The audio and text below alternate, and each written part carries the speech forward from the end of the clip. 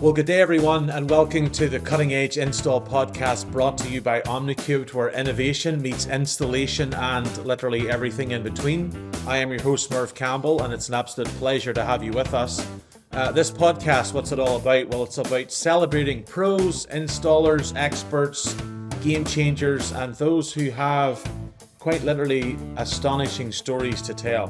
We're going to dive into those, we're going to share, we're going to have fun, and through it all we're going to keep it lighthearted and keep you interested in what we're talking about. So whether you're on the job, whether you're on the road, or you're just looking to stay sharp, you have come to the right place. So let's get cracking. Billy, it's an absolute pleasure to have you on the podcast this morning. For those of you who may not know you, tell us a bit about your story, some of your family's legacy in the glass industry, and how did Britt Tilson Glass come to be what it is today? Well, I mean, as you can see written down there, I'm Billy Britt III. So I'm the third in line, third generation of that name, and in our business as well. Wow. So my grandfather moved to the Asheville, North Carolina area when he was a teenager. Went into service for a while, like a lot of guys back then did, and then made his way back home following that, played a little bit of college football, those kind of things, but made his way back to Asheville. And he actually worked for a company that some people in the southeast of our country probably have heard of, Pritchard Paint and Glass. It was a chain of glass shops around the southeast, and he cut his teeth there for a few years and decided that the entrepreneur drive was stronger than staying in a larger business. So he purchased a local small shop that was located on River Road in Asheville in 1960. So he and a friend of his, believe it or not, Tilson being the last name, so that's why the name stuck around so long. Yep. They went in together and decided to, purchase a small business and grow it for the area. So my grandfather was the glass guy who had some basic glass knowledge. The other gentleman was more just a local businessman. So that's how I got running. And, we were in that same building, believe it or not, until the end of 2024. So, wow. So, three generations. I think it was kind of the same story you hear in a lot of family businesses. I don't think my dad planned to go into the family business, but it just kind of works out that way. Yeah, it sure does. He went off to college. He played a little college football as well, and then ended up back at home. Unfortunately, lost both of his parents at a very young age. My dad was in his mid-20s when he lost, his mom and his dad. So, and then likewise for me, coming along, no plans to go into the family business. I'd seen it my whole life. I'm going in other directions. Went off to college, did college baseball, and that was kind of my direction, was sports. And then, the pull of family and the people you care about the most tends to bring us back, no matter what plans we may have. So awesome. Sort of in those early days as your dad's working there and you're not fully at heading out to college yet, but you're there, you're growing up. No doubt you were there probably after school, weekends, helping if you could. What was that like as a young person growing up? Was it like, did you find it tedious, boring? Was it exciting? Because right now we have a real dearth of like young people coming into the industry. And so like one of these podcasts that I like to talk to people about is like, how do we get talent? How do we keep talent? But initially, how do we like spark that interest? Is there anything at like a young age that did that for you? To be honest, Merv, at a young age, I was headed every direction but into the glass industry. I had seen the struggle of running a trades business all through the 80s, 90s, and even the early 2000s. And most of my time in the business was spent, during spring breaks, summers, holidays.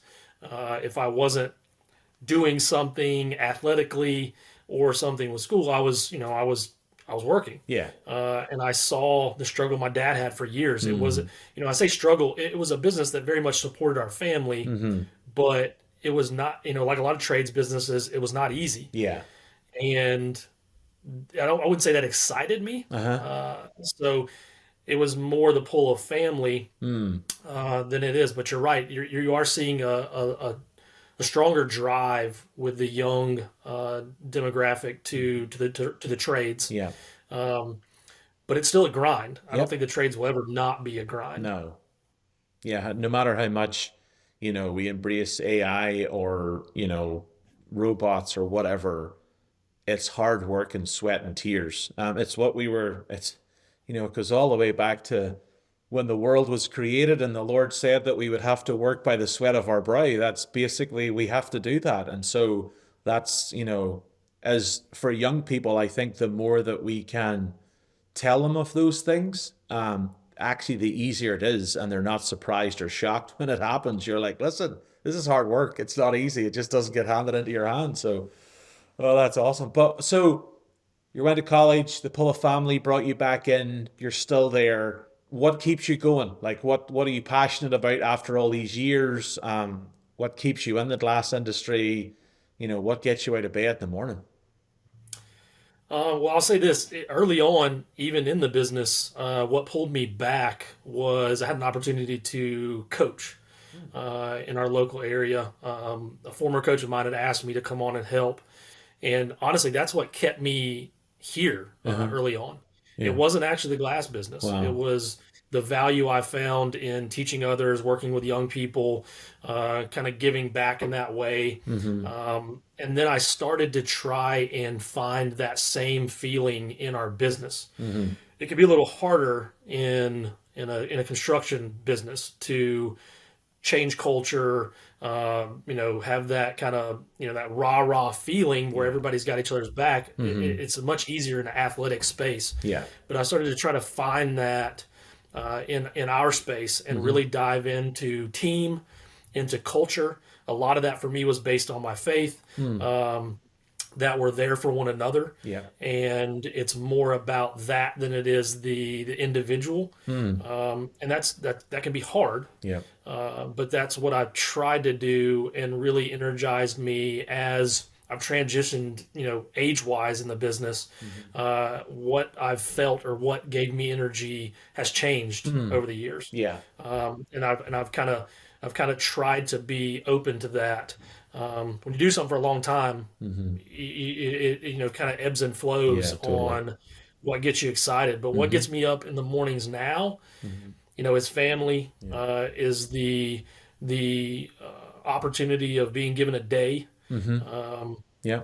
with our recent experience, uh, every single day is a welcome, Mm. is a gift, and that sounds cliche to say that, but Mm-hmm. when you look at it as like, we went from doing minutes and hours, to, I get to have today and do something with it. Amen. That's really what motivates me Yeah. currently. That's awesome. No, that's cool. Yeah, and like you said, as you get older, those things change, and even as believers, it also changes because we're called to, whatever we do, we're to do it to the glory of God, and that's a daily occurrence. That's not, tomorrow, a week away. It's what can we do right now. So that's pretty cool. So you kind of talked about, some things happened, things, obviously changed for you guys, and a hurricane hit you guys pretty hard. Um, can you talk a little bit about sort of the devastating impact it had on you, on your business, on the building? Um, I'm sure it was like we have no idea, to be honest, and I'm not going to say, yeah, we can, we know, we have no idea what happened. So if you want to just sort of tell us about that in your own words, and then what was it like for you and your team, sort of in the aftermath of that? Yeah, it's kind of hard to describe. We live in an area, if you're not familiar with Western North Carolina, most people, don't know how high of an elevation we're at. Mm. We're not the Rockies by any means, but we're sitting 2, 3, 4,000 square in elevation feet. Mm-hmm. So thinking of storms coming through our area is not something we typically even concern ourselves with. Mm-hmm. So when the hurricane thing kind of started up, we were like, well, we were used to water. We were in a low lying area in Mm-hmm. Asheville, right against a river. Yes. A lot of people know the River Arts District of Asheville. Well, we're more the commercial port. Um, so we're right up against the river. I Uh-huh. mean, the river was 10 feet from the front of our building. So we would occasionally get water into the rear of our Yeah. building, which dipped down low. But fortunately, we're in the glass world, Yeah. so you can rinse and you're good. So getting a You're little bit of okay. water was not a big deal to us. Uh-huh. So kind of the lead up to it, we had been flooded before, but Uh-huh. nowhere near at the capacity. So we were thinking of, if this gets bad, we're going to get water into the lower portion of our building. Mm-hmm. We kind of prepped for that. We moved some stuff up into a mezzanine where Yeah. my office and a few other offices were. Uh-huh. The night before, I told people, I'll admit, it was one of those days where I didn't have the energy, and I was complaining about moving, cabinets and stuff like that, and Uh-huh. important items up into our office. And I was like, Yeah. this is just a waste of time. Uh-huh. Um, and then come to find out the next morning, that stuff we moved was under another, give or take 15 feet of water. Wow. The following morning was, we saw the flood waters. We Mm-hmm. went down the day it happened. We were in elevated areas trying to look down. Yeah. Couldn't see our building. And at that point, it was just a prayer that the building survived, Uh-huh. so that we can muck and we can push and we Push. can clean and we can do those Yeah. kind of things. And unfortunately, the next morning, my best friend is in our business, and he's kind of my right hand guy. Uh-huh. He showed up at my house and had somebody that had flown a drone in and Uh-huh. seen the aftermath of everything. Oh. And the first words he said to me were, "It's gone." Oh So man. that was kind of a world changing moment Yeah. for us. Mm-hmm. It's been my entire life, literally. Yeah. I was in that building running around as a kid, being told not to touch, not to bump, those kind of things that I tell my kids now. Yeah. Yeah. And to describe it, I have a garden next to my house, and I went out and just sat in the middle of my garden Uh-huh. for a while, Yeah. and we all just sat there Yeah. because you didn't really know what to do. It Yeah. was, You're numb. Yeah. that moment was just, at a loss Mm-hmm. for what was going to happen next. Yes. Wow. That's tough, man, to see everything that even like three generations have worked hard for, just gone. But we're in the garden, you're sitting there, you're wondering like what happens next. What kept you grounded? What kept you focused on rebuilding, even when you're sitting there going, I don't know what's going to happen, like the days and weeks after that. Well, I mean, in the immediate, for those who are, much more, much further away from the impact of this, Mm-hmm. there was no cell phone communication, no power, no gas, no anything to access for about 2 or 3 weeks Wow. here. So, we had no power in my house for about a week and a half. Uh-huh. We were running generators, trying to keep food cold as much as we could. Yeah. We ended up getting power back a little sooner than others, and luckily my house is elevated. Okay. So at one point we had about 30 people either in our house or camping in our yard. Dude. People that have been able to get into the area and try to help. Yeah. So it was very much. It wasn't so much business oriented in the Uh-huh. initial as it was who's okay, Yeah. who's not okay. Yes. Our immediate community. There were folks who lost lives, lost family members. Mm-hmm. So it was much more than what is the business going to do for the Mm-hmm. first probably 2 to 4 weeks. Yeah. It was really who needs us Who more needs than help? we need from Yeah. others. Yeah. So that's where it started. Mm-hmm. From there, it moved into trying to get into down to where the business was, Mm-hmm. uh, really evaluating is anything savable. Yeah. To be honest with you, Merv, it went for the first 2 to 3 weeks that we were down there, Mm-hmm. we would search our rubble for anything we could find, and then we would be asked to leave because the police in our area would find. I guess you could probably read between the lines. They would find things they would then have to investigate and ask you to Yeah. leave. Yeah. So it was very Dude, that's dark tough, for the man. first few weeks. Yeah. Yeah. So it was greater than a glass business or any Yeah. business in the area. Yeah. And it went through that transition from that to, okay, is this doable business wise? I recall the conversation very clearly, and I've mentioned it to anybody we've talked to. I sat down. I'd already talked to my dad, and my dad's a 70-plus-year-old dude. Has grinded his whole life. It was tough for him. Yeah. It was tough for him, and really the discussion was between myself and my buddy Matt that works for us. What direction is there? A direction? Yeah, Are we going to go. attempt this? And his words to me were, I've not thought about doing anything else since this happened. Wow. Because we had to have real discussions over, supporting our families Yep. and Totally. can we or can't we? There's other people that are involved. What do we do? And those are the words he said to me. And honestly, Merv, I went, well, shit. I guess here we go. Let's get going. Yep. This is what we're going to do. So let's sit down and let's make a list of things we got to do. Dude. Let's contact the people we've got to contact. Let's see who's going to step into this mud puddle with us. Yep. And it was more than a mud puddle, but who's going to be willing to be there with us? Totally. And then we'll take this hour, we'll take these minutes, and then we'll go to the next hour, and then we'll figure out the next hour. Yeah. And that's what we did until those hours became days. We were able to find other space to be in. We went from 13,000 square feet down to our initial spot we were in was 1,200 square feet. Wow. And it was literally just day to day. But to be very clear about it, this wasn't a me thing. If I didn't have the people around me, the team of guys that were like, just let me know. You don't have to. I don't need to be paid. I don't need to be doing. I don't need anything. Wow. Just you tell me where to be and when to be there, and we'll figure this out. Yeah. If I didn't have those people, and I say guys, there was ladies involved as well. Yeah. If I didn't have those people, this wouldn't have happened. Yeah. Because some days were much harder than others on that motivation to get up and try to do this. Yeah. And without them, no chance this happens. Totally. And that's where like society today sadly doesn't realize the benefits and the need for true friendship and, family at work, family at home, church family if they're there. There's a lot of things that we need, and sadly our society today is saying, no, just be by yourself, you'll be fine. And that's where people start to lose their mind, and we see the craziness that's going on. And we need each other. It's like this where I work at.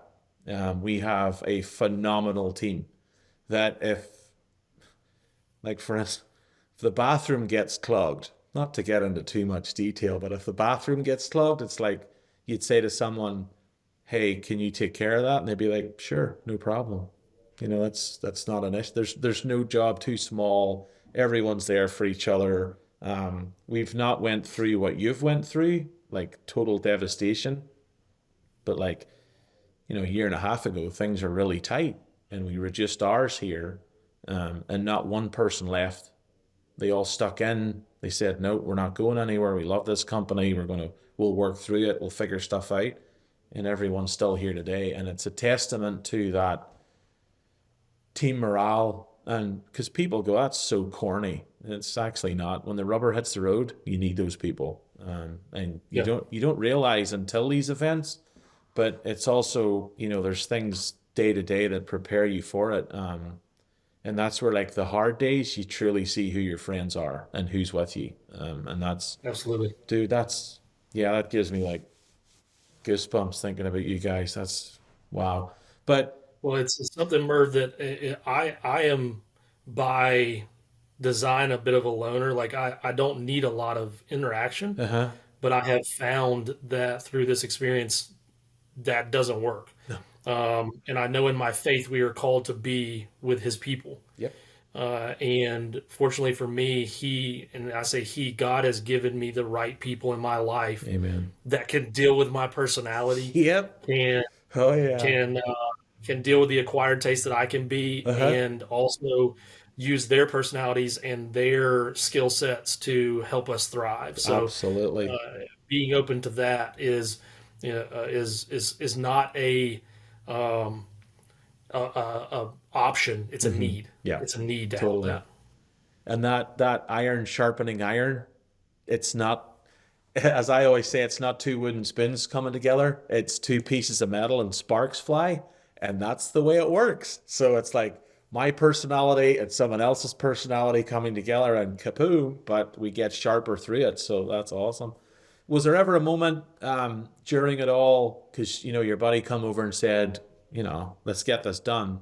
But was there ever a moment when you were things were starting to progress that you thought, you know what, I think we're going to come back maybe even bigger and stronger than before? Yeah, I mean, I haven't even considered that really. It was, then initially it was, what is this feasible? Yeah. And we had already found out, if you're not up and functioning pretty quickly, the world moves. Yeah. And even for a company that's 60 plus years old, you're gonna disappear pretty quickly. Yeah. So I'll say this: we had an industry partner that was right there, hand in hand with us. I don't know how many are familiar with HMI Glass, but we have worked with them for many years. We have a great relationship with them. I consider many of their top level folks friends of mine, not just business relationships. And they had to stick their neck out pretty far to help us in this situation. I mean, at the time of impact, we had well into the six figures of glass sitting in our building that had already been deposited on and was ready to go for installation. And they stuck their neck out. And to be honest with you, Merv, I won't get deep into numbers, but business is a numbers game. The numbers always have to make sense. And we were able to repay the risk investment that company made with us within about 2 months of the early part of this year. Dude. And we busted our butt. We had guys that took the risk to come back with us, not knowing, how quickly we'd be able to recover. Yep. So, but as the one who tries to make sure numbers make sense all the time, I could quickly see that we are still a viable business in our area. We are still the trusted place to go, and those kind of things. So there wasn't an exact moment that I saw it. I never really doubted it. I didn't know at what volume or what scale we would build back to. I know at this point we're relative to where we were pre-storm. We're much smaller. We're condensed quite a bit. We're in about a third of the space, but we're right back where we were before, and we've been able to also, like you said, grow a little bit. Even a business as old as ours, there's room for growing and cleaning up and doing things a little bit better than you did before. So no exact moment, man. It was just literally doing day by day by day by day and watching that compound, and then being proud of the fact that in 2025, this happened Q4 of 2024. Everything that we wanted to do with our donations, our investing in our employees, those kind of things we were able to do in 2025. Wow. So I hit all those goals. Now the scaling of the business and the true growth and the percentage and all that wasn't on the agenda. No. The idea of 6-month and 12-month goals and 5-year goals out the window. You were like, let's just get till took tomorrow. Goals and just threw them away. Goals didn't matter. Every day, like the 24 hours mattered. Totally. And we just kept compounding 24 hours on 24 hours. And we've done that for a year. And it's really, like, that's what I speak to myself every day as a guy that was planning years ahead, and we were going to have more locations, and we were going to do all these things. God has different plans, and his plans are the only plans. So sometimes you have to learn that the hard way. You sometimes sadly do. You sometimes do. Yep, absolutely. Man can plan, but God directs, and that's how we live our days. And about your faith, obviously it played a huge role in your life and leadership at that point. How did, as a fellow believer, it's like, I know the answer, but others who listen don't. How did your faith get you through those hard days? Well, I've been a hard-headed person my entire life to a fault. It gets me in trouble sometimes. But I came to know Jesus Christ when I was 11 years old. And for some, that seems very young. For some, not so much. But from the time of being 11, I've never really faltered in my faith. God has been right with me in every step that I've taken. He has blessed my life. Are there hard things? Yes, but as you know, and as you mentioned before this world is a place of toil. We are Mm-hmm. called to work. Yep. This is not what we are working for here. Mm-hmm. What we are working for comes after here, and I know Amen. that wholeheartedly. Yeah. Um, the gospel to me is what keeps me grounded, keeps me going, Mm-hmm. is knowing that having a willingness to work here is what we are called to do. Yeah. So um, so yeah, it's a bit of how God I think has built me. It's how Mm-hmm. my parents have built me. Yeah. Um, but it's a faith that I have been able to lean on my entire life when Excellent. things are difficult, when things are hard, and it never fails me. It may not go exactly the direction that I think it's going to go, Yeah. but it's never failed me. Awesome. And that's mostly my testimony is it's an unfaltering faith Mm-hmm. in something greater than me. Because without that, man, I like I mentioned, I've told people before, I suck every day. I do. Yep. I We I, I all am we all not do. I am not the greatest dude in the world all the time, and Uh-huh. that is why I believe what I believe. Because otherwise, man, where would I be? Exactly. So it is through grace that I'm here. It's through grace Mm-hmm. that I've been given the life I've been given. It's Mm-hmm. through grace that we have been able to recover in the way we have.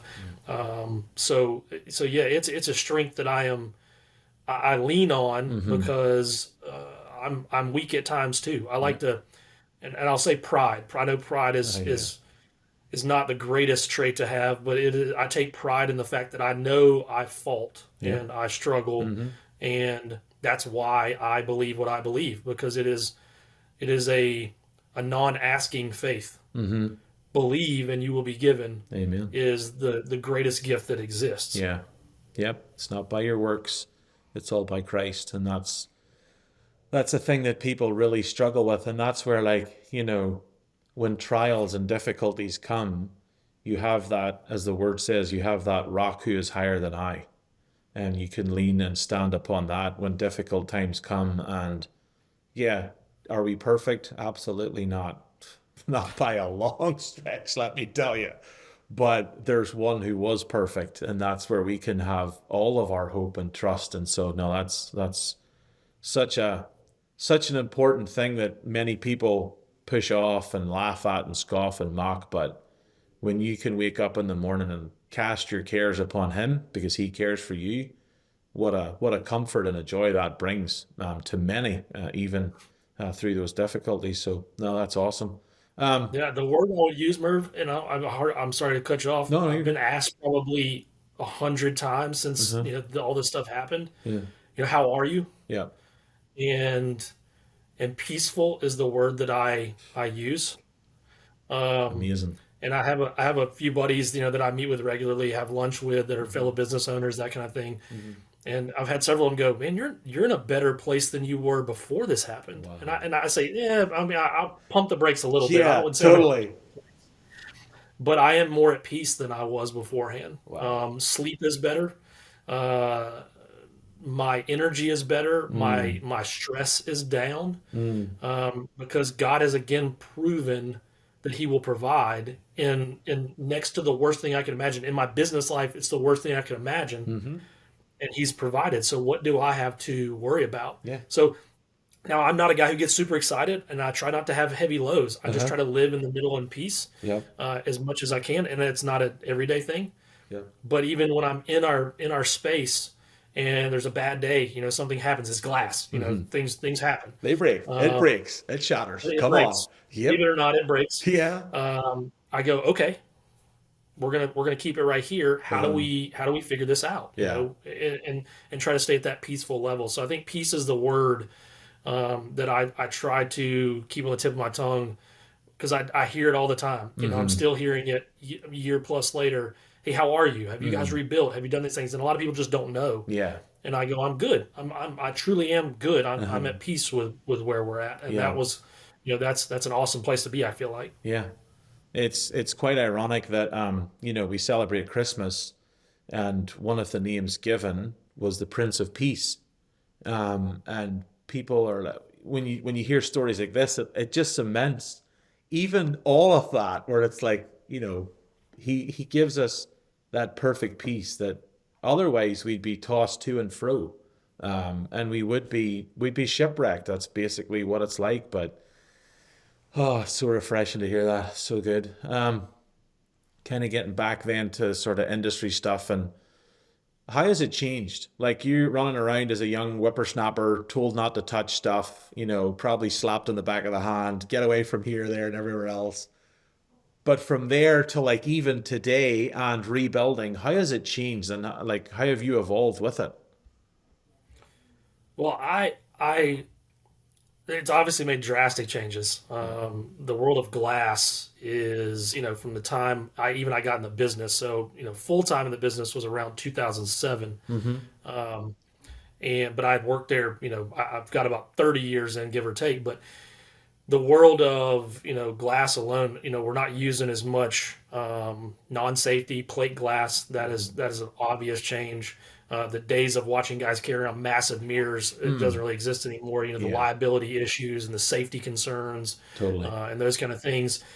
I've watched glass become a more polished industry, and that's always been a hope of mine. It's been one of the frustrations of mine as well. Yeah. Is I've heard numerous times over the years that glass guys or glazers are painters with a tape measure, and no drag to the painting Oh industry. man.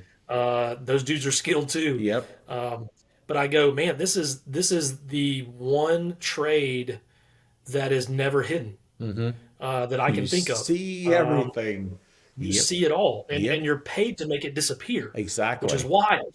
Yep. So the best guys create things that are visible but also invisible at the Invisible. same time. Yep. So it's been a pet peeve. It's been a frustration of mine since I entered the industry, of Mm-hmm. the disrespect in the glass trade in regards to the other trades, and in the architectural world and the Uh-huh. design world, Yeah. when it is one of the key components of the final product of every project that's done. Mm-hmm. So it's been a push of mine to try to uh, develop a greater appreciation, both in our in our small little peanut sized building Mm-hmm. and company, up into the industry itself. Yes. What we do is pretty awesome. Yeah. It is creating something beautiful almost every day. Yeah. Truly, I try to express to my guys, like, you will start your day with raw materials, and I say raw, relatively raw. Yeah. Um, but by the end of the day, you've created multiple things that will live in a person's home, in a Right. person's business for decades. Yeah. That's something to take real pride in. Mm-hmm. And I try to express that, but I also try to express it in the idea of dealing with architects and design, and your time matters, Yeah. and your knowledge matters, and those kind of things. So I think there has been a shift to a lot of that as you get folks that are true artists, Mm-hmm. true. I mean, you're getting more and more college educated people into our industry, Yeah. um, and not that a college education is take it or leave it at this point, but Yeah. it does create a sense of, okay, I'm going to truly own what I do, Mm-hmm. and drive it on to the next level. And I think there's been quite a bit of that on our end. It's we were commercially you know dominant all through the 60s, 70s, 80s, and into the 90s. And then I, as someone who likes design a little bit more, likes more of the polished stuff, I got in more of the heavy glass, Uh-huh. and that's been a big portion of what we do, and a major shift in our business over the last 15 or so years, is creating those kind of those pieces of art, those show pieces, Yeah. every day. Oh, So that's awesome. Yeah, it's like I always tell people, and I had a couple of guests back, someone who was really into stained glass windows. And I said, when you walk into, in Ireland, where I'm from, if you walk into a church or a cathedral, what's the one thing you always go, whoa, how cool is that? I guarantee 9 times out of 10, it's that stained glass window. the It's windows. not the tile on the floor. It's not the whatever, it's the window and the light coming through and you go, wow, how cool is that? And it's a skill. And it's like what you said, it has to be visible yet invisible. And to do that takes a lot of skill and craftsmanship. And it has to last. Like in Ireland, if your window's leaked, you are in a lot of trouble because there's a heck of a lot of rain. In California, if you don't keep the heat out, you're in equally amount of trouble. So it's like, well, what's the common denominator? It's the windows. And it's like, Yep. duh, that's where it's at. So yeah, I think glazers, designers, architects need a lot more, I hate to say the word praise, but a little bit more kudos in what they do than what they actually get. And like that's why these podcasts are happening for. It's promoting people who do a phenomenal job day after day, but maybe don't get the recognition. And that I feel that's wrong. Hence why people are on here, because it's like I tell people, like, look around, like look for the glass to see it. Because guaranteed it is invisible and you don't recognize it and you don't appreciate it. But stop, smell the roses, have a look and go, wow, that's pretty legit. Yeah. And it will change Or your I'll be mind. the weird guy that'll point it out and tell you all the things, and people stare at you and go, What is this problem? Oh yeah, oh we do that all the time around here too with stuff, but that's funny. You kind of talked about perhaps maybe a misconception, but is there any other sort of common things that people get wrong about the glass industry that you want to, get them to see straight in it? Um, it's, I guess, an understanding of how it functions. That's one thing their everyday person doesn't quite understand. We live in the world, like I said, of safety precautions and a shift in the industry for protection, both for commercial applications, residential applications, those kind of things. It's a time business. It's a sensitivity business. When I hire, I try to explain very clearly that we're not dealing with sheetrock, wood, tile. It's a sensitive product. It is a show product. So getting the customer base to understand that, even though it's glass, and I find myself saying that all the time, it is glass. It does chip, it does scratch, it does break. Now we try to minimize that being professionals, Yes. but in a construction space, we're dealing with likely the most sensitive product that there is. Yep. It's not like water. We're not containing it. Water is No. very sensitive, but Yep. it's about containing it. Correct. Ours is about moving it and keeping it in a space where there's a lot of movement going on around it, Yep. but also trying to keep it as safe as possible. Totally. So I don't know that it's a misconception as much as maybe just a misunderstanding of we're still dealing with glass and it takes a lot of care. It takes a lot of following procedure and doing things the right way. Yeah. You could probably come up with a lot of deeper answers on misconceptions in the glass industry. But yeah, that's one that comes up daily for us is we work with glass, so it is the product that it is. Yeah, totally. You're in the industry a little while now, pretty much all your life. You've had two generations before you, and so you have their sort of bandwidth and their knowledge. But what advice would you give to a young newbie whippersnapper who's just sort of getting started out in the glass trade, perhaps someone who maybe one day wants to run their own shop?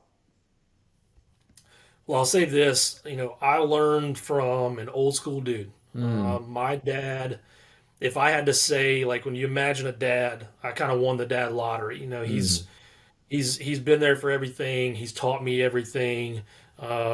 He is a guy that will outwork anybody at 70 plus years old. So I learned from him. I took a lot from him. I also, have learned from others in the industry. I've tried to keep my ears and eyes open to people who are smarter than me. And that is something that is not done a lot in our industry, probably not a lot in the trades from talking to friends of mine, is not being afraid to sit down and talk to somebody. asking for their time, being willing to learn, uh, trying not to be the smartest guy in the room Mm, is a really important thing yeah. because uh, if somebody's done something well or not well, but Hmm. especially if they've done something well, you need to go to them and not try to recreate the wheel. Now you can shape it, you can design it, you can create it, you can make it look like you want it to look, but for the most part, and especially in the trades, things have been done really well for a lot of years and people want to recreate the wheel. I think it's more about putting some really good paint on it and making it Hmm. what you want it to be more than it is. Yeah, I'm not sure what's going You there, on. And Merv? he's back. And he's back. There he Sorry about that. is. Oh, you're fine. Don't worry Yeah. about it. The computer was It's starting like you, listening to me. it's like what you said at the beginning. Technology. It's never a good thing. I do my best with it. I do my best with it. But finishing up on what I was saying there, it is like we mentioned earlier. Uh, Uh-huh. this is the trades are a place that you have to be willing to put in the work. You need to Yeah. know your product. You need to know installation. You need to know all those Hmm. things and be willing to put the Yeah. time in that it takes to do it. I don't think the glass industry itself is, like you said, you're getting younger people in, but there's a lot of like, let me buy and scale. Uh, Yep. I think you have to know the business. You have to know Hmm. the product really well and take the time that it requires to be successful with that. It's not a Yeah. quick turn and burn industry, and that's coming from Yeah. somebody who's been in it a long time. So yeah, take that with a grain of Yep. salt. But Totally. whenever a problem arises, I've likely dealt with it sometime in the last 20 Yep. years. So I can Hmm. teach someone easier rather than going, oh gosh, we don't know what to do and we're dealing with a product that's not Yep. very forgiving. What do you do Yeah. now? So Yeah. No, it's funny because I think you're like the fifth or sixth person that has said, don't be the smartest guy in the room. And so it's quite ironic that it's like it keeps coming up, but it's so true. But sadly, the young guys nowadays think they are and they know it all. And then suddenly there's a lot of breakages, there's issues, there's mistakes, and then they throw their hands up and say, huh, this isn't for me. exactly. Whereas a little bit of humbleness goes a long way for all of us. I'm 42, even though people think I look 29. I got that this weekend. I was like, I'll That take it. beautiful Thank you very hair, Merv. much. It's that beautiful Yeah, hair. totally. It's like it's the lovely Irish quiff that I have here. But it's like at 42, I'm learning and growing, and we need to have that attitude of every day is a school day. Learn. Yep. And someone may come along and say, you are, as we would say in Ireland, a numpty. What are you doing? You're doing it the wrong way. This is a better way. And having that humble spirit of, oh, actually, maybe you're right. And just Yep. adapting. It's, oh, Hey, you might be so the smartest guy in refreshing. the room, and Yeah. kudos if you are. Yep. Still, shut up and listen. Show. That's That's the the thing. key. And That's I the and I key. and I see that in the world we're in today with all the social media and Oh, the look at me, see me. Now, I mean, I yep. have to do it as well. It's about eyes, it's Mm-hmm. about clicks, it's about views. Yep. We're sitting there talking on a podcast, Yeah. but a lot of it is about try to get in those rooms, and yet, even if you're Mm-hmm. 22 instead of 41 or 42, Yep. shut Yeah. up and listen to the people Listen. around you. The old dudes have been doing it for a No. long time, and there's a reason they've been doing it successfully for a long time. Correct. And because Correct. we're going to be the old dudes, soon. Yeah. And Oh, so true. let No, me let's let me not try go to keep you there. from making those mistakes. That's what I tell our young Yeah. guys all the time. If you're Totally. unsure, ask and let's talk. Because I Mm-hmm. guarantee you, I've had that screw up before. I Yep. guarantee you, I've done it once Totally. or twice, or maybe more times, and I can guide from there. So, but yeah, shut up and Absolutely. listen is still a very good trait to have. It's a it's a good trait to have. The Lord gave us 2 ears and one mouth. Listen twice as much as you talk. So my dad always told me, you won the lottery with your dad, I won the lottery with mine. So, we're both winners in this game. Um, you guys have been around for decades. Obviously your faith's played a huge part. You've rebuilt, but is there anything else that is kind of key to that longevity in your business? Um, I would say, at this point, I don't get energy from designing shower doors or installing shower doors or doing a storefront or even Yeah. the really creative projects.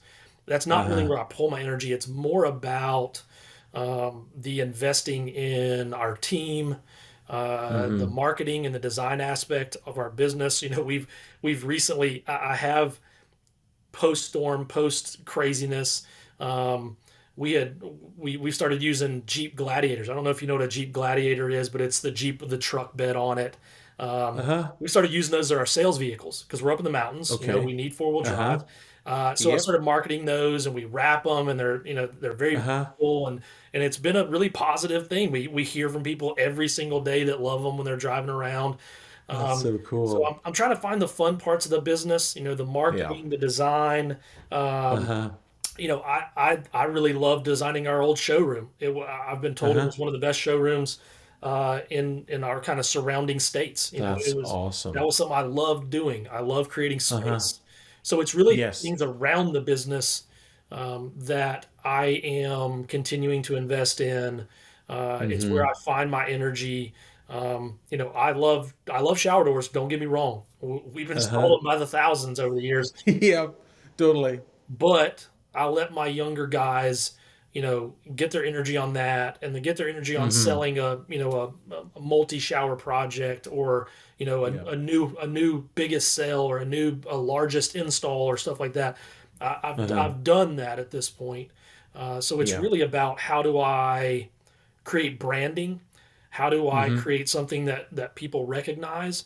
We're recognized in our area, but as we get back to relative norm, Mm-hmm. that may be something that we expand upon, and that's really Yeah. where I find my energy at this point is doing those kind of things, as well as following up on the things that matter a lot to us, investing in our Mm-hmm. team, Yeah. being able to donate to entities both locally and nationally that mean a lot to us. That's awesome. I will say in 2025, we were Uh-huh. able to donate almost $40,000 after all the help Whoa. that we had been given in Uh-huh. this last year. And that was a goal of mine. I didn't set a number goal because I didn't know what Uh-huh. 2025 would What it hold, would be.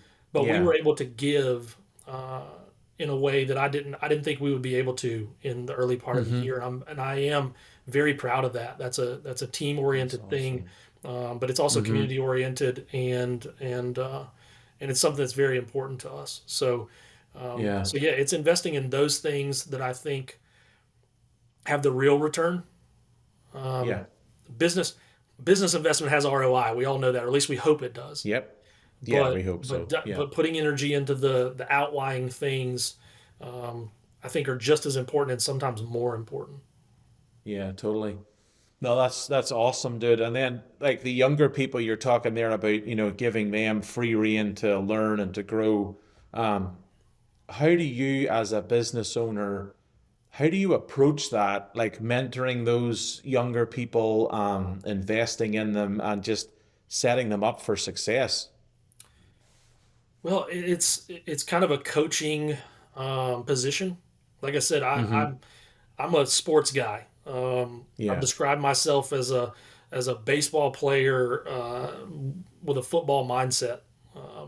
Okay. So uh, I have always enjoyed investing in someone and then seeing the return on it. Mm-hmm. I tell a story. I coached at our local high school, and one of the years I coached, we won a state championship. And before that game, I had worked with one of our players on something he and I saw together. As a 17-year Uh-huh. old kid, I was Yeah. working with him, going, "Hey, I think this will happen. I think this will happen if we work on this. We see this. This will happen." And in our Uh-huh. state championship football game, that exact scenario happened, and I get chills every time I Dude. talk about it. I'm getting chills right That's now. awesome. It That's was so like a cool. like something we both imagined in our mind, and it's something that Uh-huh. was a tide turning point in the game, something that Dude. this young man will remember for the rest of his life. And now he's not All a of young his man anymore; life. he's a grown adult Yeah. with kids and everything. But Yeah. um, Uh-huh. but it was one of those things, and that's what I've tried to kind of remember when I'm teaching, even in our business space, is Mm-hmm. one, trying to know that I care about someone, and you can Yeah. say that, but you have to show that. So when Totally. I'm trying to teach our younger guys uh, different things, they know that I'm coming from a place of I care about you. I want you to know this because I want you to be more successful. Your Mm-hmm. success is our success. Yep. So really, I think that's position one. and then I am not a good sugarcoater, so I tend to be pretty straightforward. Like, here, I'm Yep. going to present it to you. I'm not coming from a place of like, you're terrible. You've got to fix this. It's more like, okay, what happened? How do we figure it How out? can we How do we help it? not Yeah. repeat it? And we go from Yep. there. But I think it really has to come from a place of, why do I care? Mm-hmm. I care about you. Mm-hmm. Let's try to figure this out together. So coaching is what I go back to on that. That's really where That's I find my foundation for trying to teach anybody anything is from the position of coaching them to be better, because a better player makes a better team. You know. totally. Yep. And we're only as strong as our weakest link. And so you gotta help all, but especially those who need a little bit more. And so, but you have to have eyes to see it. That's the key part. So many people just come in, do their thing, go home, and that's it. Yeah. You gotta look up and look and see like who needs the help. Like sometimes, people have had a hard day. Like, are you all right? Like, what's going on? How can we help in any way? So everybody has difficulties and burdens, and the price of things are getting more. And 9 times out of 10, it's financial burdens. Like, how can we help you as a company or whatever? So no, that's awesome. But is there any books, any podcasts, heck, any quotes or anything that's really stuck with you and kind of shaped your mindset, even as you've gone through business and even life in general? Well, I embarrassingly say I'm not a big reader. I am I'm I, I get bored. I feel like I need to be doing something else that's more productive a lot of times when I try to Yep. sit down Oh and yeah. read. Yep. Um, so a lot of times I'm taking in videos. I did a lot of podcasts, but when I was driving, a lot more doing sales. But I don't do many of those Yeah. anymore. I would Uh-huh. say in the short term, I had someone when I was talking to them, after the experiences of the last year. I had someone I was talking to, and I was telling them, I'm really just trying to do 24 hours at a time, and their Mm-hmm. response to me was daily bread, and that kind of hit home with me, Yep. where Mm-hmm. it was like we're not given more today than we need for Mm-hmm. today, and Correct. being okay with that, and that's following being, the last 5 years of my life, Merv, have been like I've been in Mm-hmm. CEO groups and I've been meeting with people constantly. And I've trying to been, growing my personal relationships and my Mm-hmm. business relationships, and really this big push, Yep. pushing myself, pushing our business. How can we grow? Having these plans. Mm-hmm. A business can't survive without having a 6 month, 12 month, 60 month, plan. Um, Yeah. that's where I've been for, I mean, just 100% for the last 5 years. Uh, Uh-huh. is that it went from let's figure out a way to be more successful in the business. Let's grow it and Mm-hmm. add good people, and then it's like, okay, how do I invest and grow the business? Working on the business, not in the business, while still Yes. working in the business. Yep. This last year has taken, like, it wiped the slate clean with that, Mm-hmm. and I went, okay, today I'll have my daily bread, and I'm going to be Mm-hmm. okay with that. And we Yep. have gone through 2025, and we Mm-hmm. have survived. We have maintained, and I would say at times we have thrived. And I don't have That's a awesome. 6 month plan. I don't tell. I'm not going to Uh-huh. tell you what's going to happen this summer. Um, Yeah. and that goes against the grain of a lot of what you hear in It does. business, and Yeah. trying to be a Totally. CEO and be an operator and be in those kind of Mm-hmm. things. Yep. It very much is the flip of the coin of that, but Mm-hmm. I'm okay with that. I'm okay Yeah. with looking at it a little bit differently and just taking my daily bread, and Yep. then I'll figure out what comes tomorrow when it comes. You Yeah. know, in life, I think I've always settled on um, that. Philippians 4:13. I can do all things through Christ who strengthens me. It Uh, stresses me. Yep. I would say it's a widely used verse.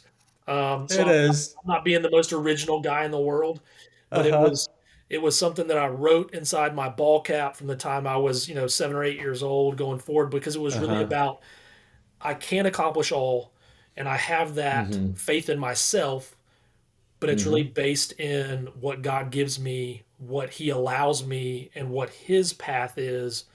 Because anytime Mm-hmm. I thought, okay, this is what I'm doing, this is where I'm going, this is what I see, it's always been like, no, this is let's turn the wheel a little bit and Yep. you're going to go my way. And then I can look back and go, oh, that makes sense.